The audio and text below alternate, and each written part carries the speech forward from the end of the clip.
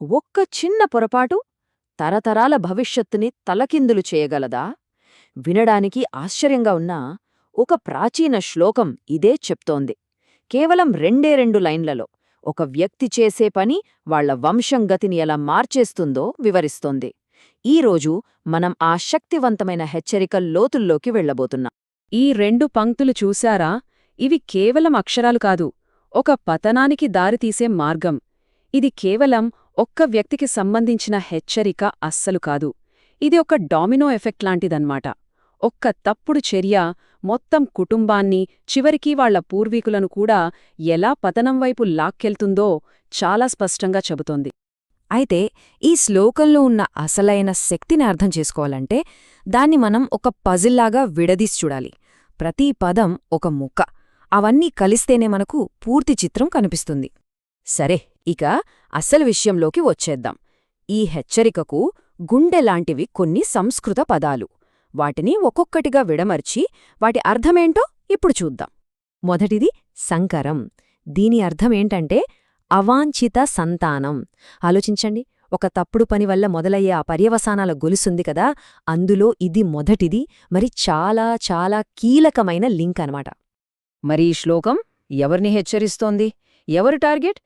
కులఘ్నానాం అనే పదం దానికి సమాధానమిస్తోంది. అంటే వంశాన్ని నాశనం చేసేవాళ్లు. వాళ్ల పనులే ఈ మొత్తం పతనానికి కారణమవుతాయని సూటిగా చెబుతోంది. మరి దీని పర్యవసానమేంటి? రిజల్ట్ ఏంటి? చాలా స్పష్టంగా చెప్పబడింది. నరకాయ అంటే నరకానికి.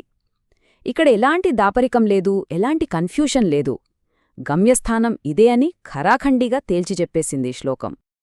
ఇది వినడానికి కొంచెం క్లిష్టంగా అనిపించచ్చు, కానీ దీని భావం చాలా ముఖ్యం.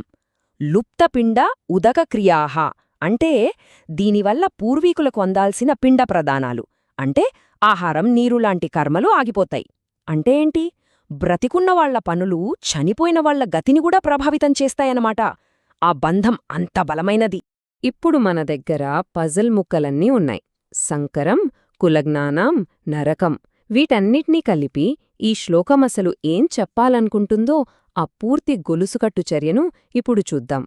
ఓకే, ఇప్పుడు చూడండి ఇదంతా ఎలా జరుగుతుందో. స్టెప్ బై స్టెప్ చూద్దాం. ఫస్ట్, కుటుంబ సంప్రదాయాలు నాశనమైపోతాయి. దానివల్ల సంకరం అనే పరిస్థితి వస్తుంది. ఇక తర్వాతేమవుతుంది? ఆ వంశాన్ని నాశనం చేసినవాళ్లు వాళ్ల కుటుంబంతో పాటు నరకానికి వెళ్తారు.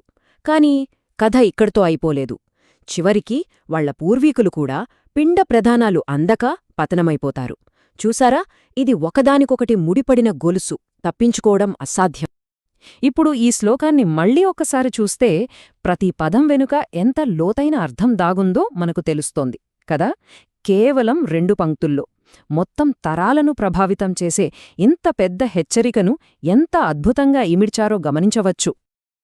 అయితే ఒక ప్రశ్న, ఇంత కఠినమైన హెచ్చరిక అవసరమా?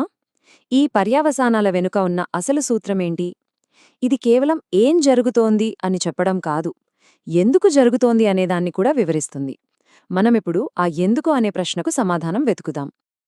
ఈ శ్లోకం కేవలం ఒక హెచ్చరిక మాత్రమే కాదు, ఇదొక పెద్ద తాత్విక సూత్రానికి ఒక ఉదాహరణ మాత్రమే. ఆ సూత్రమేంటంటే, ఇక్కడుంది అసలు విషయం. మన విధులు అంటే అవి కేవలం ఎవరో పెట్టిన సామాజిక నియమాలు కాదు. అవి విశ్వక్రమంలో మన పాత్రను నిర్దేశిస్తాయి. ఉదాహరణకి, ఒక యంత్రంలోని ప్రతి భాగం సరిగ్గా పనిచేస్తేనే కదా యంత్రం నడుస్తుంది. అలాగే ప్రతి ఒక్కరూ తమ విధిని నిర్వర్తిస్తేనే ఈ విశ్వవ్యవస్థ సక్రమంగా ఉంటుంది. అదే మోక్షానికి దారి అని చెప్పడం దీని ఉద్దేశ్యం. ఇది మన వ్యక్తిగత ప్రవర్తనకు చాలా మించిన విషయం. ఇది విశ్వక్రమాన్ని నిలబెట్టడం గురించి. ఈ తత్వశాస్త్రం ప్రకారం మన విధిని మనం అనుసరించడమే గొప్ప భక్తి. ఈ మార్గాన్నే దేవతలు, ఋషులు కూడా అనుసరించారు. ఎందుకంటే మన విధిని మనం సక్రమంగా చేసినప్పుడు మిగతా అన్ని బాధ్యతల నుండి మనకు విముక్తి లభిస్తుంది. అదే అసలైన స్వేచ్ఛ. సో మొత్తంగా మనం తెలుసుకున్నది ఏంటంటే, మన జీవితం కేవలం మనది మాత్రమే కాదు. మనం చేసే పనులు, మనం తీసుకునే నిర్ణయాలు మనకు ముందున్నవాళ్లను, మన తర్వాత రాబోయేవాళ్లను కూడా ప్రభావితం చేస్తాయి. ఇదంతా మనల్ని ఒక చాలా ముఖ్యమైన ప్రశ్న దగ్గరకు తీసుకువస్తుంది.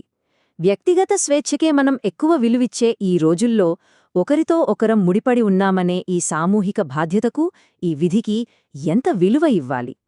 ఈ ప్రాచీన జ్ఞానం నేటి ఆధునిక ప్రపంచానికి కూడా వర్తిస్తుందా? ఆలోచించాల్సిన విషయం.